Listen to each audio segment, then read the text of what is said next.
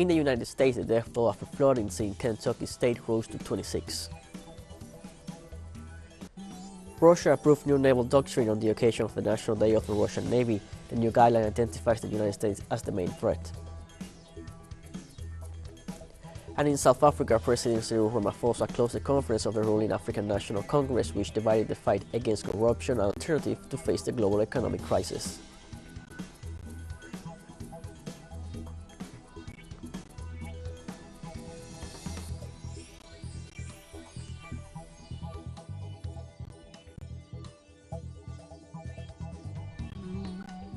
Hello, welcome to From the South. I'm Luis Alberto Matos from the teleSUR studios in Havana, Cuba. We begin with the news.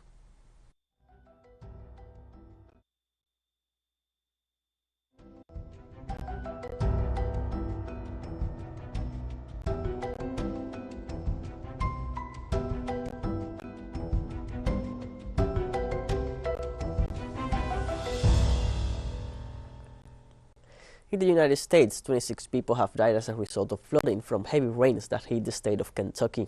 Andy Beshear, the governor of Kentucky, the state where the deaths were reported, said the numbers could be even higher or increase significantly over the next few days.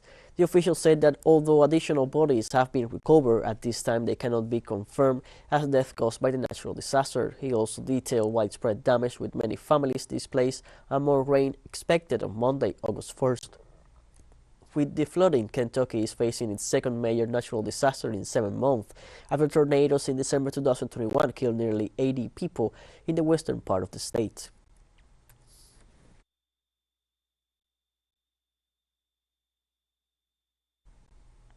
In several cities in the United States, new caravans are held this Sunday in rejection of the U.S. blockade against Cuba. The initiative, organized by the Bridges of Love Solidarity movement, is carried out under the slogan, President Biden, keep your promises, in cities such as Miami, New York, and Los Angeles. The rally is part of the Solidarity movement's show of support every last weekend of every month. Those mobilized reiterate the demand to the President of the United States to lift all sanctions against Cuba and eliminate the unilateral siege imposed by successive governments in the White House, be they Democrats or Republicans, against the Caribbean nations.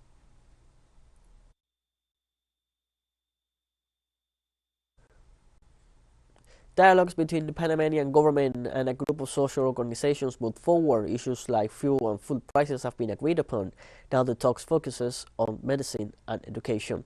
The dialogue table reached 15 agreements on modifications to regulations from the Ministry of Health and the Social Security Fund regarding transparency on pricing and access to the population. Meanwhile, there was no consensus concerning the profit margin of pharmaceuticals and the supply chain. On the other hand, the government committed to invest 6% of the gross domestic product in education.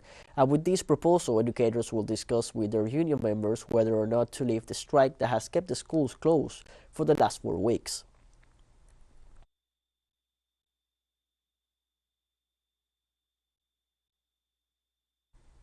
The International Progressive Theater Festival continues in Venezuela, with the participation of 15 countries and more than 47 shows. This is a political, necessary, conscious, and critical theater to think and reflect on the realities of Latin America and the world. With the details, our correspondent, Yarleni Rosales.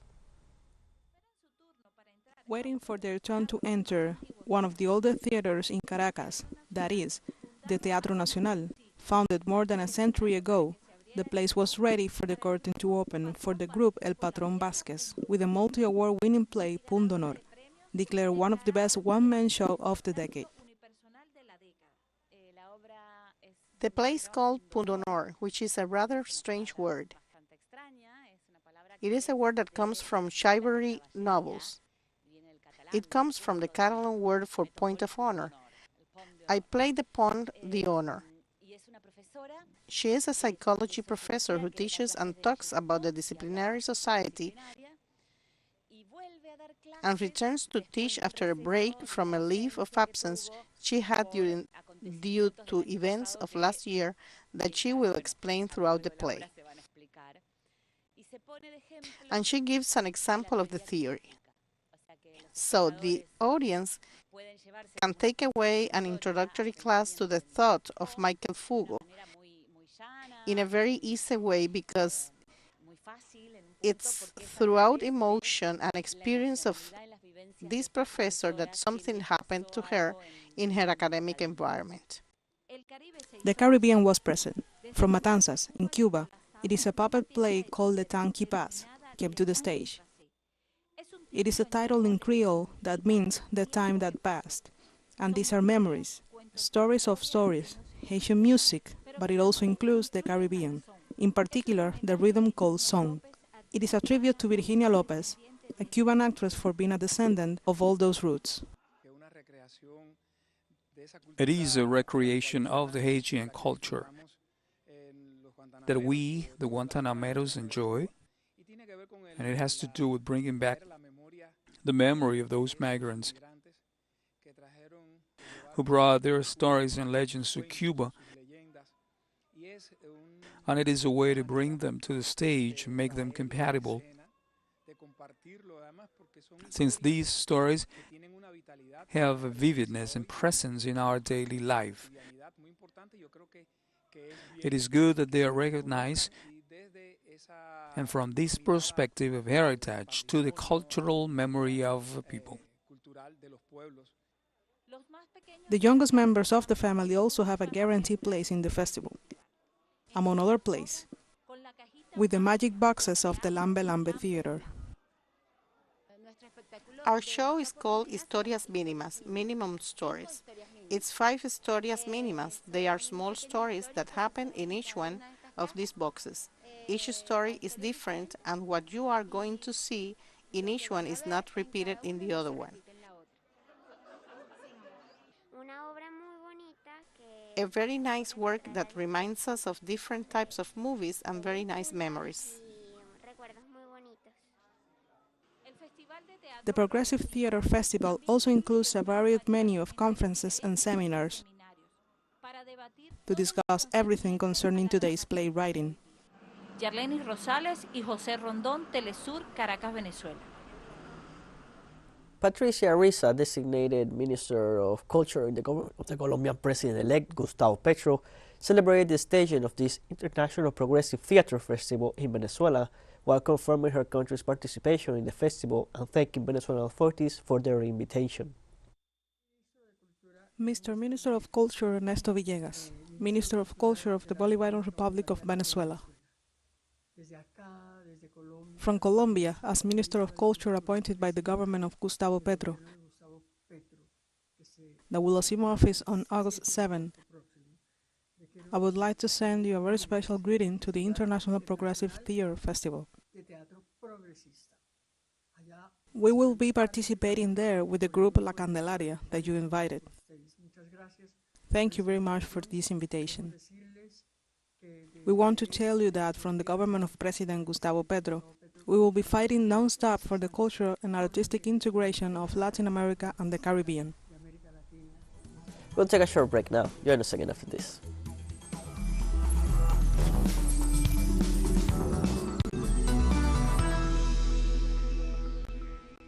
Welcome back to From the South. This Sunday, President Vladimir Putin approved by decree the new Russian naval doctrine and the updated version of the naval regulations within the framework of the Naval Day celebrations. The announcement took place in the History Museum of St. Petersburg inside Peter and Paul Fortress.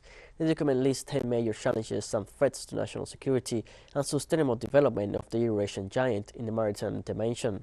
According to the new naval doctrine, the demands of the United States for dominance in the world ocean and the growth of NATO's activity are the main challenge for Russia. Among other matters, it provides for the formation of naval logistical support bases in Asia-Pacific states.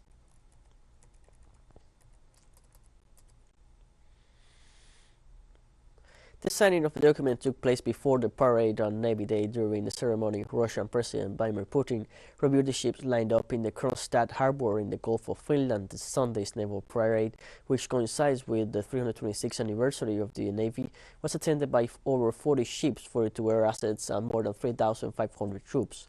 During his speech, the head of state highlighted the Russian Navy's capabilities, stating that it can give a striking response to anyone who dares to attack Russia's sovereignty and freedom.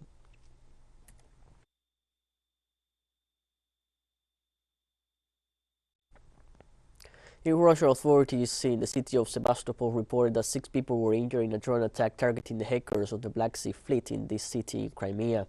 The press office of the Black Sea Fleet reported that the injuries were caused by glass fragments from the explosion of windows that the hackers caused by a homemade explosive inside the drone. Meanwhile, the representatives of Crimea in the Russian Senate, Olga Kavitidi, confirmed that the attack was perpetrated from the territory of Sevastopol and assured that a search operation was deployed in the region to catch the perpetrators of what she called a terrorist attack.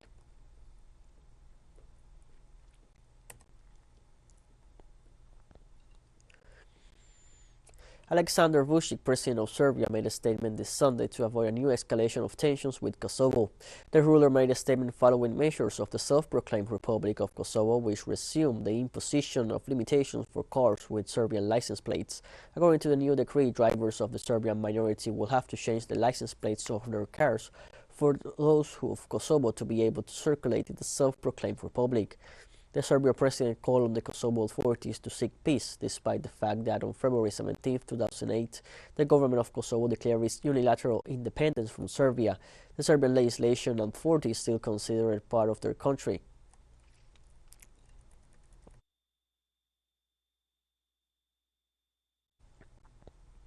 More than 1,000 asylum seekers rescued in recent days in the Mediterranean are still waiting for a safe harbor on the rescue ships Geo Parents and Ocean Viking, operated respectively by Doctors Without Borders and SOS Mediterranean. On the Geo Parents ship, there are more than 600 survivors, including more than 150 minors. They all were picked up on Thursday. Doctors Without Borders regret that the multiple requests to disembark have not received a response, but they remain optimistic. The Ocean Viking is housing another 387 people rescued in 5 operations between Sunday and Monday, and has also seen its request for safe harbor rejected. According to the International Organization for Migration, since January, more than 800 people have died in Mediterranean waters while trying to reach Europe.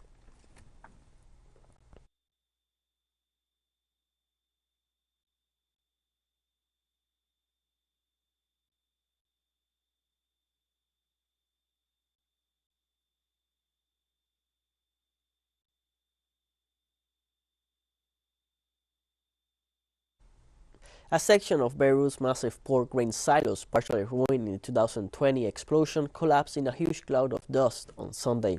The collapse occurred after a weeks-long fire triggered by grains that had fermented and ignited in the summer heat. The northern block of the silos fell, causing large explosion and kicking up thick grey dust that enveloped the iconic structure on the port next to a residential area. The general director of the port silo, Assad Haddad, said everything was under control, but that the situation has not subsided yet. In the meantime, the Civil Defense Department stated that other parts of the silo's northern block were at risk and that other sections of the compound could still collapse.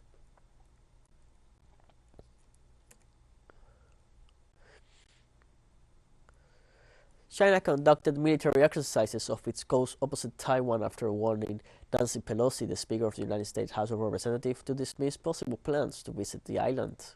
According to the Xinhua news agency, the military-led live-fire exercises near the Pingtan Islands of Fujian province, while the Maritime Safety Administration warned ships to avoid the area.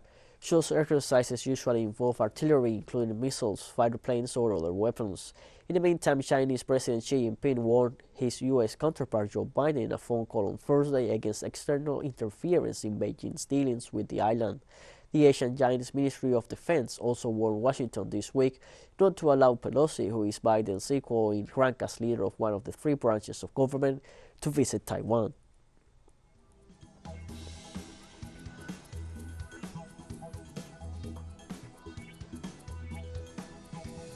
And we have more news coming up after a final short break, so don't go away.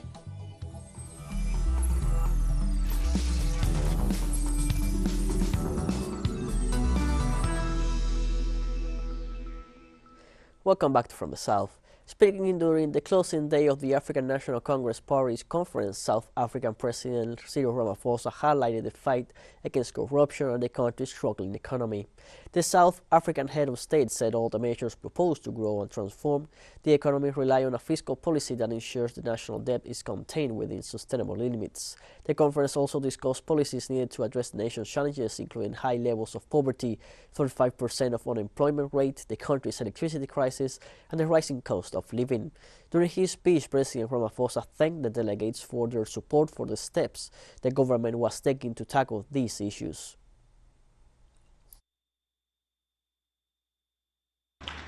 All the measures proposed to grow and transform the economy rely on a fiscal policy that ensures that our national debt is contained within sustainable limits and that spending is reprioritized away from consumption towards investment.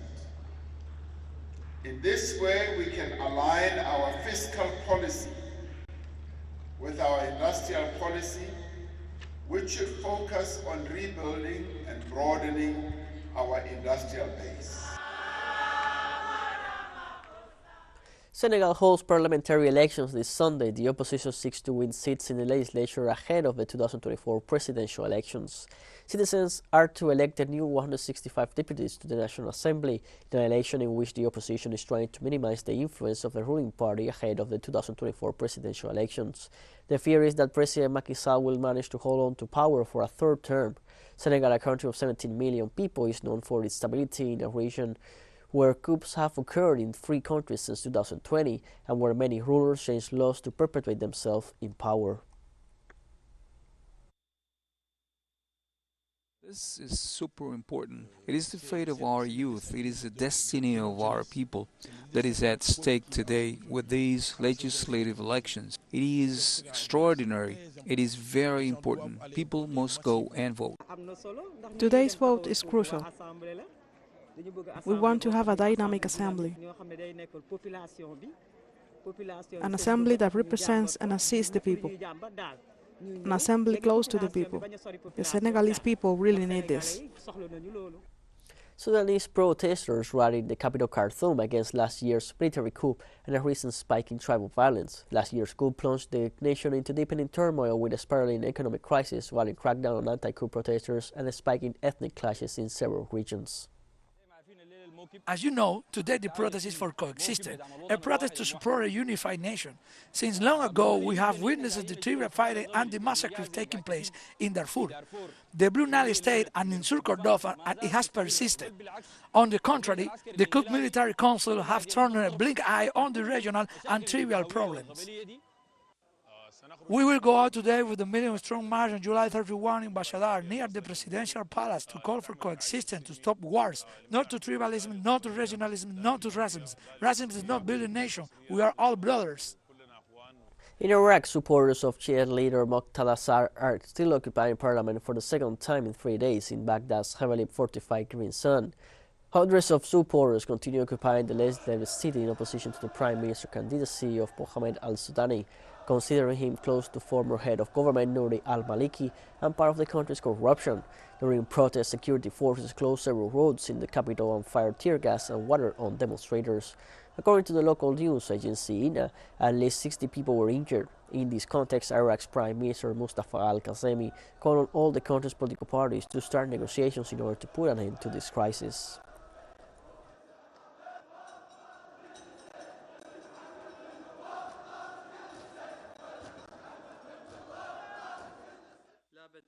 The political bloc must sit down and negotiate and understand for the sake of Iraq and the Iraqi people. And the language of treason and exclusion must be avoided. I call on everyone to be calm, patient, and rational, and not to be drawn into confrontation. And I call on citizens not to clash with the security forces and to respect state institutions. In India, more than 5,000 farmers commit suicide every year due to the serious economic difficulties they are going through and the lack of alternatives in the country.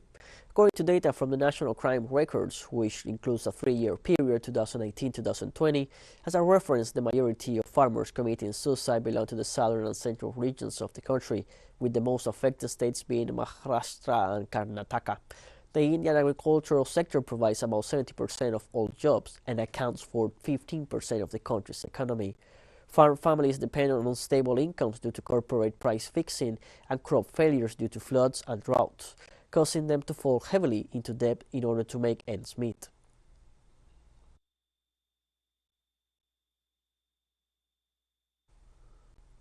teleSUR English continues to grow. Its signal now reaches Europe. You can order from the cable dealer or tune it yourself. These parameters that you see on screen are in place since July 1st, and quite soon further changes will be implemented for the signals in the Middle East and Africa. Now more than ever, the world connects to us, and our stories are heard in all the faraway nations. This news multi-platform will continue providing truthful content to oppose the hegemonic media's narrative and unfaithfulness to our audience.